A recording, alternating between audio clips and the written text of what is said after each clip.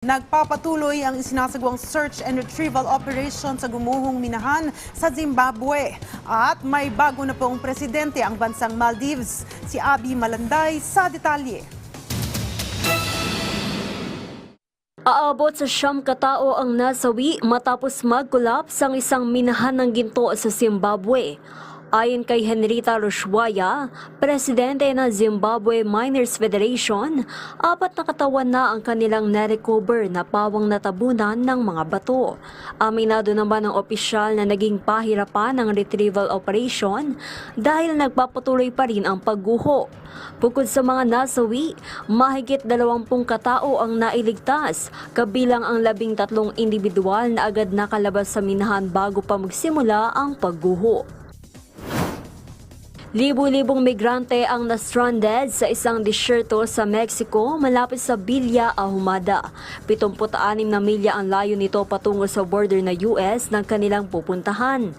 Karamihan sa mga migrante ay Venezuelans at Central Americans na nais pumasok sa border ng US para takasan ang hirap ng buhay sa Mexico.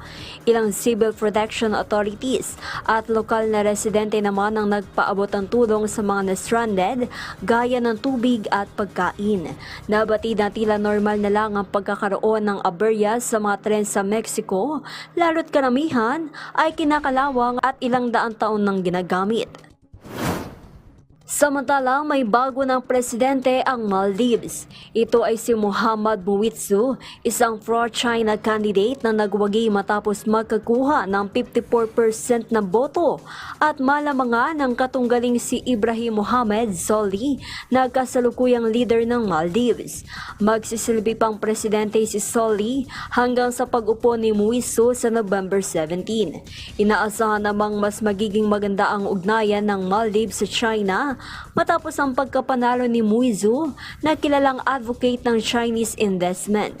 Bago tumakbo sa pagka-presidente, naging alkalde si Muwizzu ng Mail na namamahala sa ilang proyektong infrastruktura na pinondohan ng China kabilang ang isang $200 million na tulay na nag-uugnay sa kabisera sa pangunahing paliparan ng Kapuluan. Abby Malanday para sa Bayan.